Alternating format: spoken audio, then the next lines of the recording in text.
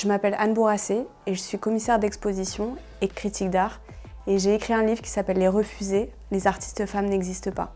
Quand j'ai commencé ma carrière en tant que commissaire d'exposition, j'ai été témoin de ce chiffre du ministère de la Culture qui dit qu'il faudra attendre encore 120 ans pour voir l'égalité de genre dans l'art.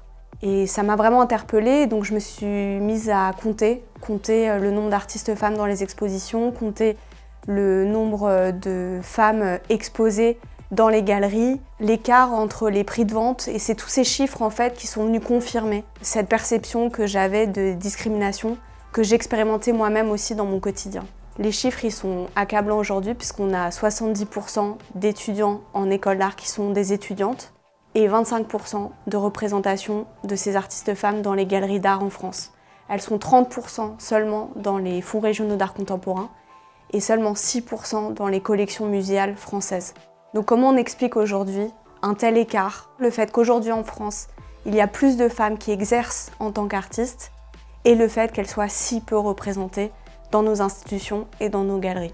Dans la culture populaire aujourd'hui, on a beaucoup en fait invisibilisé les artistes femmes et notamment dans le cinéma, puisque les affiches de films, par exemple sur les artistes femmes, c'est souvent leur prénom, Paula, Frida, Hélène. Alors que pour les artistes hommes, on va donner leur nom. Pollock, Genius, Picasso ou Gauguin. L'effet que ça a d'utiliser seulement les prénoms des femmes, ça les infantilise d'abord et ça les empêche d'être sauvegardés dans la postérité. Est-ce que vous auriez reconnu un film qui s'appelle Paul ou William? C'est un livre, Les Refusés, qui parle au travers de l'histoire de l'art de toutes les réattributions qu'on a pu faire d'œuvres ou d'inventions d'artistes femmes qui ont été réattribuées aux hommes. Si tout le monde connaît Jackson Pollock, il y a très peu de personnes qui connaissent aujourd'hui Janet Sobel. Pourtant, en 1945, c'est elle qui expose pour la première fois avec cette technique picturale du dripping, donc qui est ce lâcher de gouttes. Janet Sobel, c'est une artiste qui est ukrainienne, qui arrive aux États-Unis en tant qu'immigrée et qui va en fait déclencher cette technique du dripping. En 1945, elle expose chez Peggy Guggenheim et un des visiteurs de l'exposition, c'est Jackson Pollock. 2 ans après cette exposition, il abandonne sa peinture normalement au chevalet, qu'il va poser au sol et il va commencer lui aussi à faire cette technique du dripping.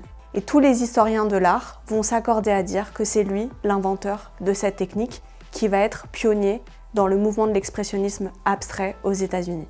Il y a beaucoup de réattributions puisqu'en fait dans l'histoire de l'art, on va davantage considérer qu'une invention, qu'une technique, qu'une œuvre, elle est l'œuvre d'abord d'un homme et pas celle d'une femme. Et si la paternité d'un travail, il est davantage une évidence pour les hommes, c'est un combat pour les femmes. Aujourd'hui, c'est vrai que le milieu de l'art contemporain, il n'a pas encore eu son MeToo. C'est un milieu qui est assez opaque, assez élitiste aussi, qui a du mal à faire son introspection, qui pourtant aujourd'hui est essentiel si on veut adresser les questions de violences sexuelles et sexistes dans le milieu de l'art contemporain, mais aussi tout simplement la question de l'égalité. Les Refusés, c'est aussi tout un récit intime et personnel qui rassemble des années de témoignages d'artistes femmes et issues de minorités de genre dans l'art contemporain. J'ai créé en 2019 une association qui s'appelle Contemporaine et qui aujourd'hui milite pour l'égalité de genre en promouvant les artistes femmes, non-binaires et transgenres. Ce condensé d'expériences, de témoignages, de chiffres, de rapports, de collectes de livres, tout ça s'est rassemblé dans Les Refusés. Les artistes femmes n'existent pas, que vous pouvez retrouver en librairie.